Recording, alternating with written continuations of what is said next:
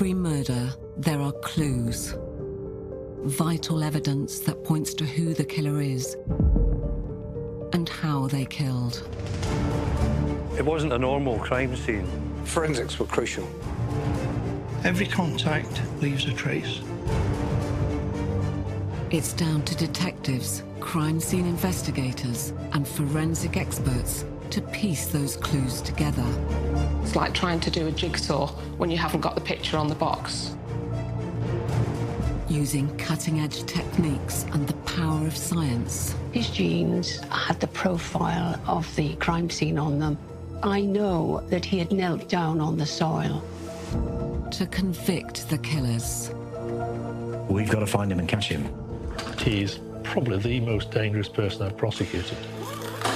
And bring justice to the victims. She's never, ever coming home.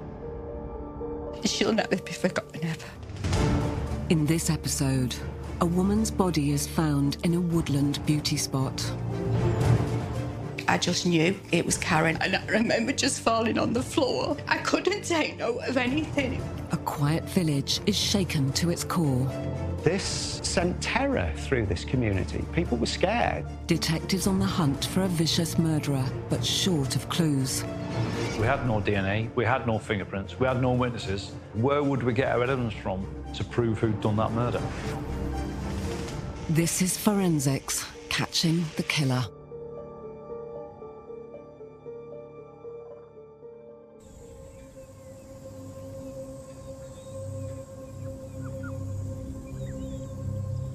This area is a little village within Denton in Greater Manchester called Horton Green.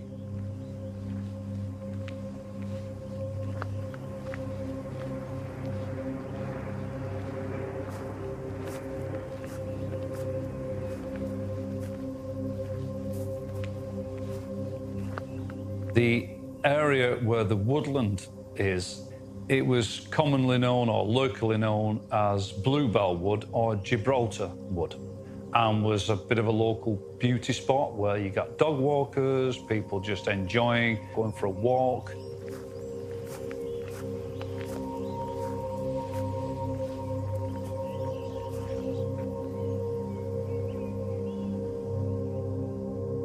This is the crime scene.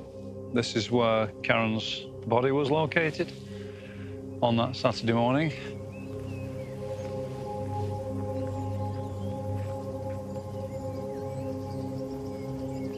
She was found at 8:30 a.m. by a man walking his dog. Karen's body was lying here when it was found. Her feet pointing in this direction, her head in that direction. She was facing away from us. Her handbag and contents had been turned out, upside down, and emptied onto the ground here. Over here was a jacket, which obviously were recovered. Karen was in a bad way. Her clothing had been partially removed. Her blouse had been torn off and stuffed into her mouth, and she had a lot of stamp marks on her face. Her bra had been wrapped tightly around her neck and she'd been strangled.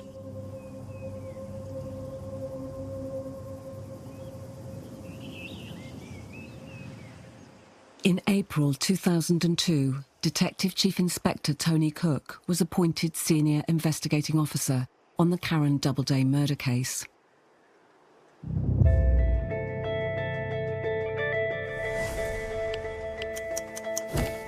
His job, to trace the killer of the 41-year-old shop assistant. One of the things we do at an early stage, or what we call lines of inquiry. One of the lines of inquiry is what we call victimology. So that, in effect, means we're looking into all the background details of the victim. We have a famous saying, if you find out how a person lived, you will find out how they died. Matt O'Donoghue was a radio reporter based in the Northwest. As a journalist, in the immediate aftermath, when something as horrific as this happens, you go from door to door, talking to people, trying to build up a picture of who Karen was, and there wasn't anybody who had a bad word to say about her. She was a single mother. She'd moved back in with her parents, and she was absolutely dedicated to her family and to her teenage son. She worked not far away in the greengrocers selling fruit and veg. And by all accounts, according to everybody that we spoke to, she was popular, she was cheery, she was outgoing, she was fun-loving. She'd been on a night out with friends, police told us, and that was the immediate thing, to use us, the media, for a witness appeal. And we put out a phone number, which was the incident room, and that would be the cue to call, to get in touch with the officers as they gathered every single piece of evidence that they could to put those final hours and minutes together so they could build up a picture of what exactly had happened to Karen. Friends and family helped detectives to understand more about who Karen was and the life she lived. Joanne Kirkland had been a close friend for over a decade. I met Karen through our sons. Karen's son Michael, my son Dominic, were in infant school together, and they become good friends at school. Karen lived with her a mum, a dad, and Michael, her son, just up the road from me, not very far away. She lived there her whole life with them. She never moved out. She always lived with mum and dad, and Michael always lived with mum and dad as well. Karen was just amazing, inspirational. She was always somebody that you could depend on.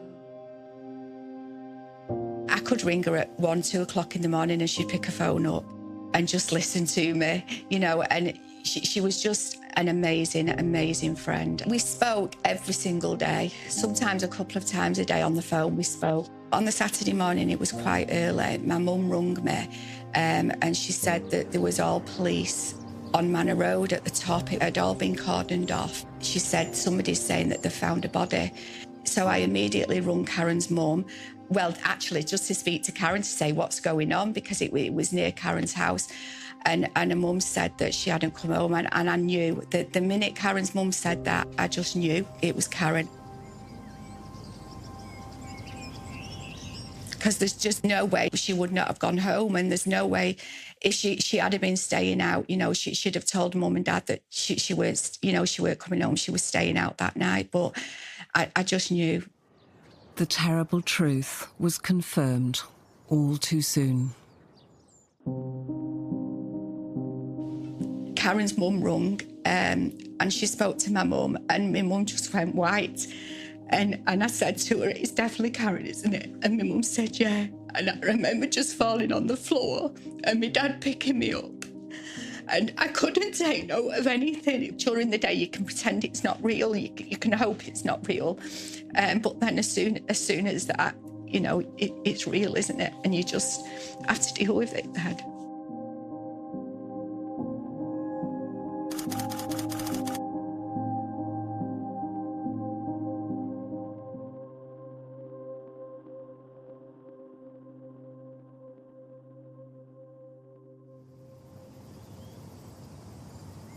Police needed to establish the nature of the attack on Karen. The interesting feature is the geography of the location. It's a wooded area, but it's the entrance to the woods. It's not in the woods. So whoever committed the attack has done it in a bit of a conspicuous place. They could have gone to more lengths to conceal the body, to hide it. So it's happened quickly. What's happened has happened pretty quickly, and she's just been left.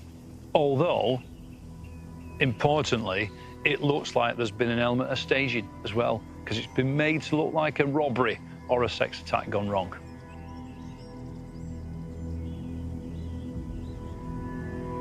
She'd been strangled using her own bra from behind. Whoever committed the attack had not come prepared. They didn't bring a weapon with them. It seemed to be spontaneous. They ended up improvising. It all seemed to have the hallmarks of an attack that had been spontaneous and not pre-planned. The focus would now be on the forensic teams. What could they reveal about the killer of Karen Doubleday?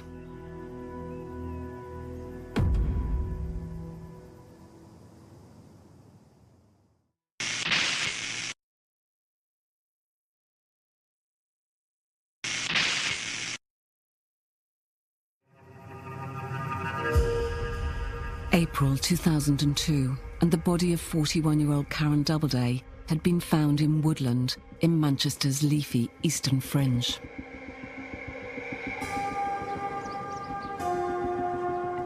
She'd suffered a savage beating and was then strangled.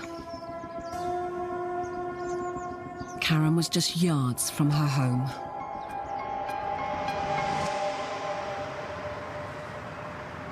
Horton Green, where Karen lived, is on the outskirts of Greater Manchester. It's quite isolated in some respects, in that the back end of the village rolls out into the most gorgeous countryside, which is basically the foothills of the Pennines. It's the sort of place where you would not expect a murder, particularly a murder so brutal, to have taken place.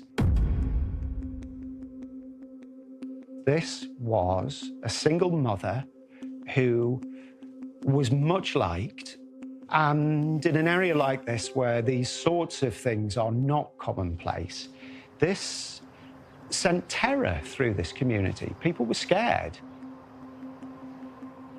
They were fearful that there was a serial killer at loose, and they were scared that there could be somebody else next. But hopes the investigation would be over swiftly looked slim. In the main, you're hoping that you'll get DNA, you'll get fingerprints, you'll get CCTV, you'll get witnesses. In this particular case, we didn't have any of those. We had no DNA, we had no fingerprints, we had no witnesses, we had no CCTV because there wasn't any in that little village. So that became a main challenge. Where would we get our evidence from to prove who'd done that murder? So we build up a timeline of the victim's movements from a very early stage on the day when she was last seen to when the body was found. That might reveal a vital clue as to who came into contact with her and might have done her some harm. Detectives traced Karen's movements on the day before her body was found. We established quite quickly that Karen had been out on the Friday night. She'd been to the pub called the Old Dog Inn, which is on the main street of Horton Green, and she'd been with a boyfriend, a gentleman by the name of Adam Hamilton. Karen told me that she'd met somebody, and it was really nice, and, you know, she thought it might go somewhere. But then when I was talking to Karen's mum was saying there's just something off. I don't know, I can't put my finger on it, but there's just something off. I actually only met him a couple of times. I just took it that she wanted to keep Adam and family separate. She said he was, she told me he was very controlling. He wanted to know where she was all the time. He'd ring her 10 times a day, you know, constantly ringing her on the phone. On the Friday night, the day before her body was found, Joanne had spoken to Karen. She rung me and she said she was going out with Adam, and she told me the weekend before that she was going to finish things, but he'd always threatened to cause a scene. She was living with mum and dad as well. She didn't want a scene at their house, you know, with neighbours, and so she kept on seeing him. But she said to me that she was going to stop it that night. I was a bit concerned, and I was just telling her just be careful, and obviously to ring me on the Saturday. And she said, no, I won't ring you. I'll come down and I'll tell you all about it. And that's what we'd arranged to do. But Karen didn't come to tell her friend about it on the Saturday. In fact, Joanne never saw her again.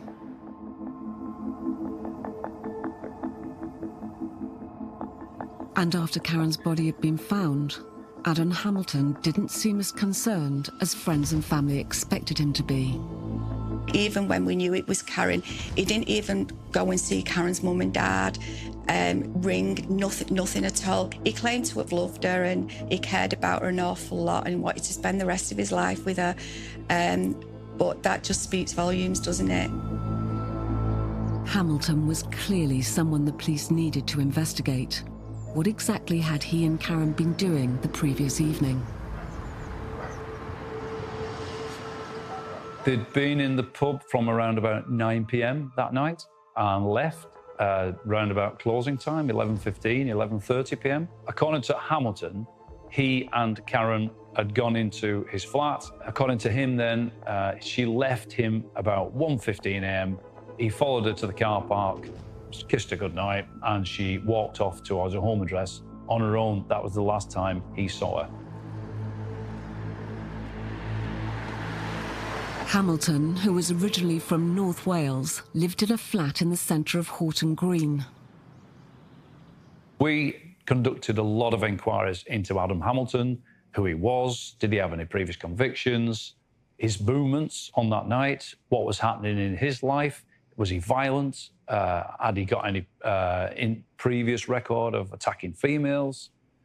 In this case, we quickly established that Adam Hamilton had a previous conviction.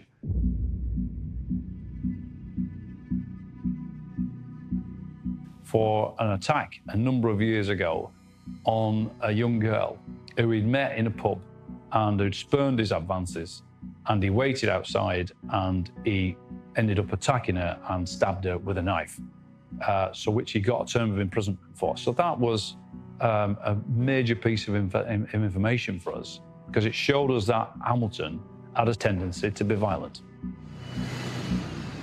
It painted a disturbing picture, and it was supported by accounts from friends and family. I was interviewed with the police numerous times.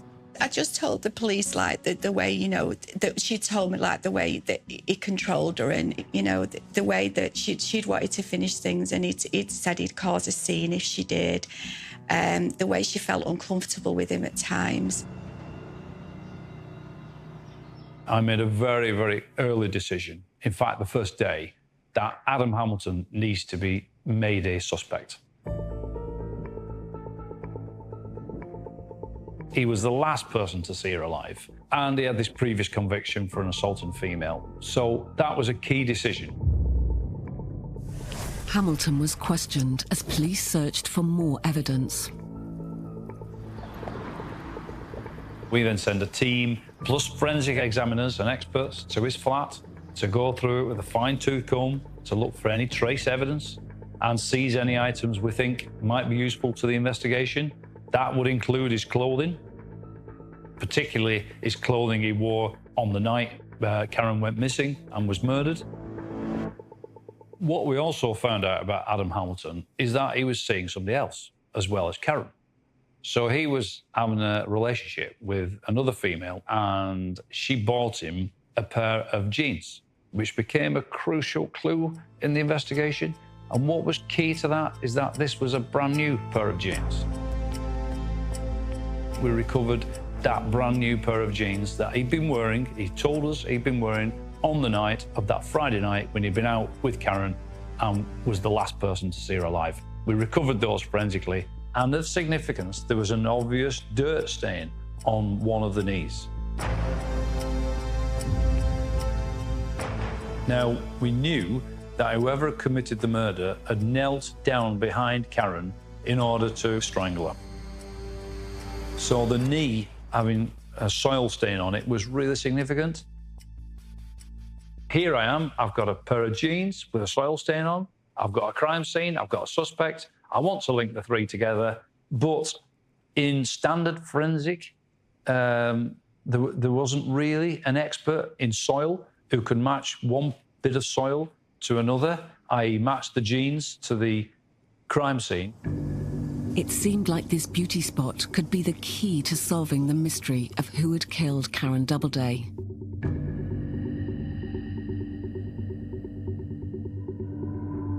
What was needed was a forensic expert who could reveal its secrets.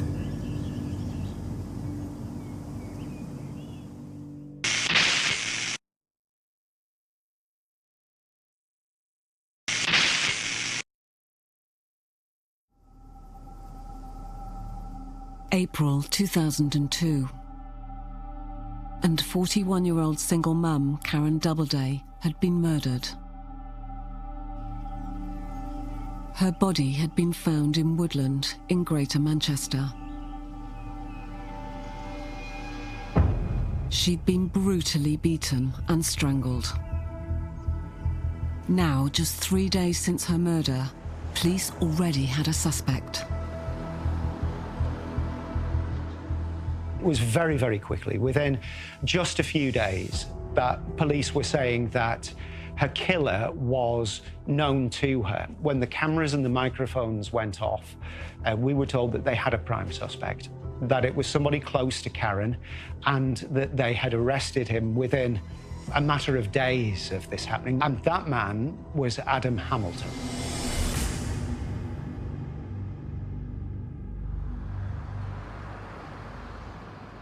But with no obvious evidence linking him to Karen's death, police couldn't hold Hamilton for long, even though he had a history of violence. We got the news that he hadn't been charged and that he'd been released on bail.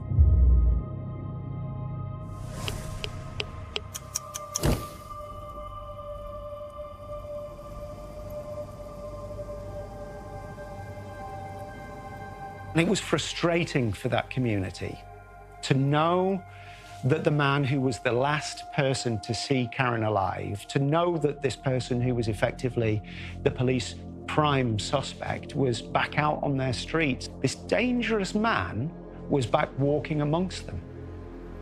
And that was particularly painful for Karen's friends and family.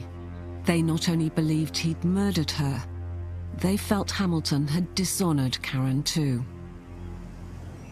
It was the way she was found, you know, just degraded her, really. You know, we could have covered her up or something, so whoever found her didn't have to see her like that. She'd have hated that. She would have hated that.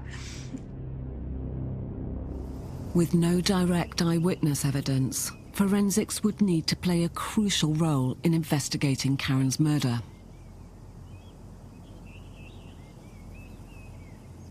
One of the problems we had with Hamilton as a suspect is that we needed to try and place him at the crime scene. He'd said to us in a very early interview we had with him that he had not been in those woods. That was a significant statement he made. Police believed a soil stain on the knee of a brand new pair of jeans Hamilton had been wearing on the night Karen was killed could disprove his story. Detectives had deduced the killer had knelt behind Karen when she was murdered. But could the soil stain be matched to Gibraltar wood? We were recommended a lady called Pat Wiltshire. Pat Wiltshire is one of the world's leading experts in linking botanical samples to the scene of a crime. She travelled to Horton Green to visit Gibraltar Wood. I was quite surprised because it was very open, and normally bodies are hidden or there's some attempt to hide them. There was no attempt to hide this. Very, very exposed, sprawled across a very open part of an entrance to a woodland. In the laboratory, soil samples from the crime scene were broken down to leave the pollen spores, which should reflect the visual survey of plants. But to be more than a generic comparison, it helps if the samples have unusual, distinctive characteristics. These are just comparison samples. They're to compare with what's on the perpetrator or on the victim. It's got to be similar to the exhibit. But it's always important, if you can get them, to have special markers. And in this particular case, there were some special markers. The soil at the location where Karen's body was found did have distinctive characteristics. The special markers Patricia Wiltshire was hoping for, something called pre-quaternary spores. These are from ferns that were living well before the last ice age, and they were growing on soils. Well, those soils eventually became compacted, formed rock. That rock, once the ice age had been and gone, come and gone, the rock that's underneath gradually weathered away, releasing those spores again. So they end up back in the soil, and they're not part of the vegetation, but they're there, and they're a brilliant marker. These fern spores from thousands of years ago helped establish what was effectively a pollen and spore fingerprint of the crime scene. But Patricia Wiltshire's work involved weeks of detailed forensic analysis before her sample could be compared with the genes.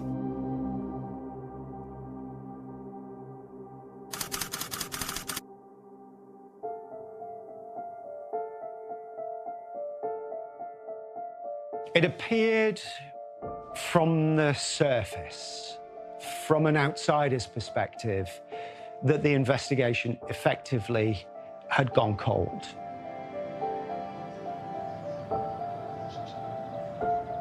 Tony Cook, it was just amazing. He was explaining everything to us, you know, that they had to get everything together. And he said it was like a jigsaw. We've got all these different pieces and we've got to make sure that they all come together correctly. Because if we don't and we miss something, people could walk because of that. And he just kept saying, you know, we will get there. It's just going to take us some time. But as family, you don't understand that. You just want them arrested there and you want them in prison straight away because you know it's them. It wasn't just the crime scene soil samples that Patricia Wiltshire was investigating. Her expertise backed the police in their more conventional inquiries. Hamilton said he'd kissed Karen goodnight the last time he saw her, and that they parted amicably. Detectives, though, had their doubts. The route that she would have walked home, we did house-to-house inquiries along there. And we found a couple who said they'd heard a couple arguing around about 1:15 a.m. It corroborated a theory that they'd been arguing en route to the place where Karen was murdered. That argument had been heard in the car park of the Old Dog pub. Hamilton actually said he walked to that car park. So a theory we had was whether the argument started there. Karen also had a bloodstain on her sleeve, so he could have struck her there, dabbed her nose. Could nature now provide forensic evidence to refute Hamilton's account? The Forensic Science Service had reported that they got a peculiar yellow-greenish stain on the jacket of the victim. When I looked at what was in their samples, it was Forsythia pollen. And Patricia discovered another telling piece of evidence on Hamilton's footwear. By this time, I had analysed the suspect's shoes and boots.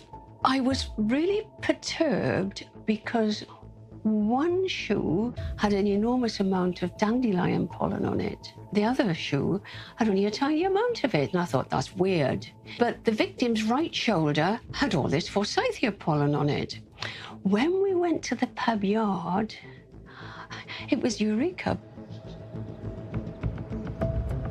Because there was a little tiny verge right up against a concrete slabby walls. And over the wall, there was a Forsythia bush. And when I looked at the verge, it's only about that wide, about a foot wide, full of dandelions. So it looked to me, if you try and reconstruct the scenario, he'd trodden on this little verge with his left foot, and she had bumped up against the wall with her right shoulder, and it fitted. Tony Cook's deduction that what had happened in the car park was a violent encounter and not a peaceful farewell was now backed by forensic science. The theory was they'd had an argument, he'd hit her, she dabbed her nose, and she'd gone against the wall where all this Forsythia was, which has also gone in her coat. It was just a neat thing to corroborate. The victim and the suspect had been in that pub yard. Patricia Wiltshire's ingenious forensic work was helping to put the jigsaw pieces of the police case into place. And another expert was conducting a parallel analysis too, this time on the injuries inflicted during the brutal attack on Karen. She's been stamped on a number of times. Whoever had killed her had also stamped on her face. When we did the post-mortem on Karen, there was an interesting mark on her face, which was photographed. So we started to collect a lot of footwear from not just Hamilton, but any other person of interest to see if we could match it up to the mark. Derek Tremaine, who worked at the National Injuries Database, Bramshill Police College, was asked to look at the case. The bulk of my work is weapon and wound overlay, which is basically to compare weapons with injuries. So therefore, if you, got a mark on skin, I would overlay the weapon, perhaps a shoe or something like a tool or something, to compare to see if that weapon made that mark. I came across a photograph of Karen on her side, showing her left cheek. On that, I could see a mark on her face. It was an inverted bucket-shaped mark, which to me looked like probably something from the sole of a shoe. I contacted Tony Cook and said, I've got looks like a mark here. So he said, I'll send you the shoes down. Detectives have been collecting shoes from all potential suspects, including Adam Hamilton. Could footwear forensic analysis prove that he was the killer?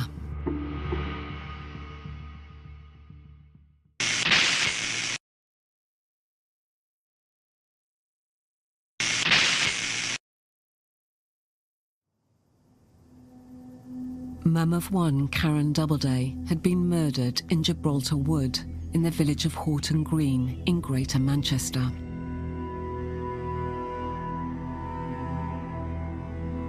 She'd been viciously beaten and then strangled.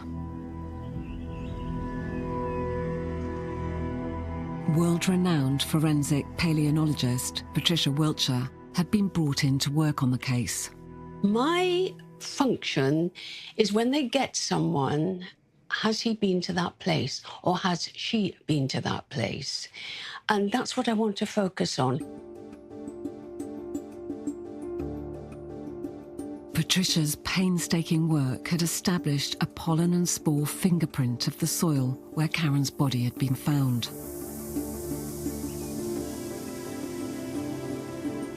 The next step was to compare it to a soil stain on the brand new pair of jeans belonging to the prime suspect, Karen's boyfriend, Adam Hamilton. The tests were positive. His jeans had the profile of the crime scene on them. Not only that, I know that he had knelt down on the soil, because the profile of the soil and the jeans were so similar.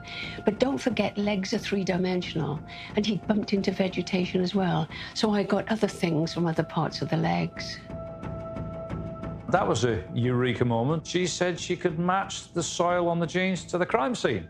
What a fantastic outcome that was. And a big, big piece of evidence, a big piece of the jigsaw had been put into place. Hamilton's claim that he'd never visited the crime scene had been exposed as a lie. And Patricia Wiltshire had also confirmed that Gibraltar Wood was where Karen Doubleday had been murdered. It wasn't just where her body had been left. They had retrieved grass and soil from her mouth. I looked at the grass, I extracted the pollen that was on the grass, and it matched the profile. It was from that place. So we could see that her mouth had actually been in the soil. Her face had been in the soil and the material was in her mouth. How would she get that soil from that place unless her mouth had been on the ground and open? Was that during the attack? She would never do that willingly. Who would chew soil from the ground? But police still needed direct evidence linking Hamilton to the actual attack on Karen. Derek Tremaine of the National Injuries Database was their main hope. Could he match Hamilton's footwear to Karen's facial injuries? Tony Cook sent me down a load of shoes. A lot of them, I excluded them visually. But there was one of interest, which was a quite heavy shoe, which had a sort of a diamond shape on its heel.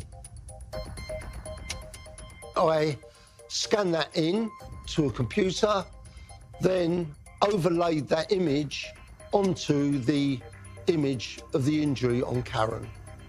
And it fitted perfectly. But there was a problem. The forensic scale usually included on scene of crime pictures was missing from the shot of Karen's face. Any self-respecting barrister in court would say you made it fit.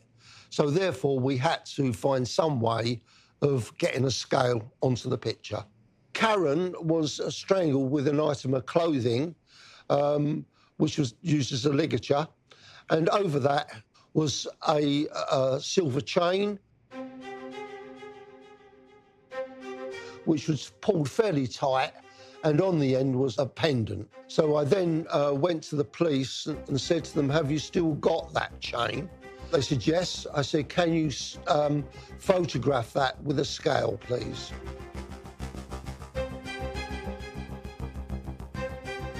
Then what I did, I used the scale image of the chain, which I superimposed on the item of clothing on Karen's neck. And when the links of the chain were the same size,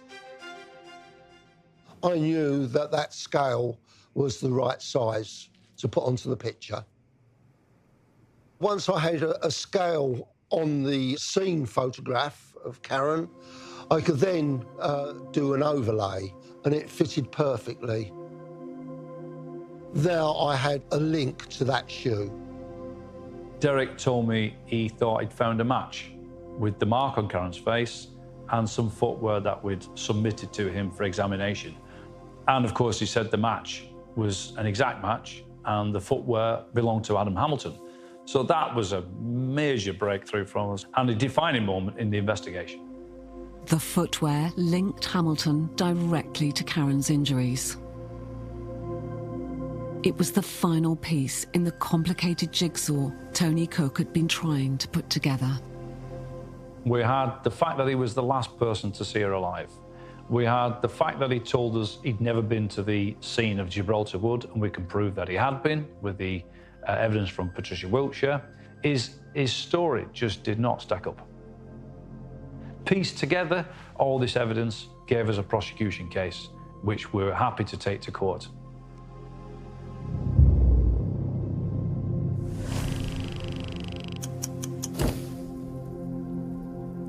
We got the news that a 37-year-old man had been arrested in Anglesey, a small island off North Wales. And we knew that this was the childhood home of Adam Hamilton. And it had got too hot for him to live in that community. You know, the finger of suspicion was too much for him to stay there, and like the coward that he was, he'd run away, run back to his tiny island, and that was where police picked him up. Hamilton was put on trial for Karen's murder at Manchester Crown Court in January 2004. He was a coward. He put the family through the trauma of hearing in minute detail what had happened to her. He'd gone not guilty.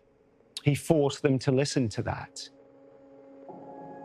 We were sat on the family area, and he was in a box in like the middle of the courtroom, really. And he never looked at us once. He just sat staring straight ahead the whole time. There was just no emotion on his face, even when the experts was talking about how she was found and how she died, and there was just nothing. There was no emotion. There was just nothing on his face. He just sat the whole time, facing forward. With no eyewitnesses, the forensic evidence would be vital for the prosecution case. I was in the witness box for 5 days altogether. We tried to plug all the holes in the case before it went to court. The defence might ask this, therefore I need to check that. The defence might ask that, I must check this. Because you can predict what the barristers are going to say. And so you try and preempt them, and we did that quite well. But as the trial ended, had it been enough? The pressure is just unbelievable. You can't breathe. It's just the emotions you're going through, and you're thinking, please, please, please find guilty. And they stood up and they said guilty, and we just like burst out crying, and the mum started crying, but there was no emotion off him. Hamilton was sentenced to life in prison, with a minimum of 15 years before he could apply for parole. To date, he is still in prison.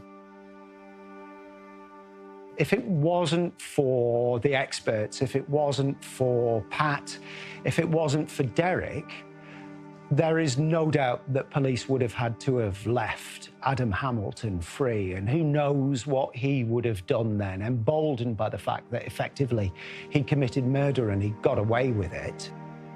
Forensics in this case were absolutely crucial.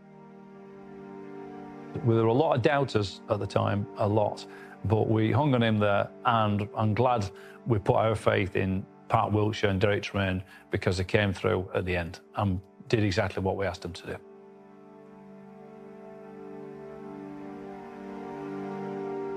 But the guilty verdict is little compensation for losing a mother, daughter, and a friend. It's just wrecked so many lives. A friend, a son, a mum and dad, a family, everybody's lives is just wrecked. And we've got no answers for that on why did he do what he did? There's lots of things happening at the moment that I just want her to be involved in. And she's not. And we went to get my wedding dress last year, and I got quite upset with planning the wedding and things, because I thought she should be here with us, you know, planning it with us. I've had a picture of her as well sewn into my dress. So she's still going to be there, even if she's not there in person.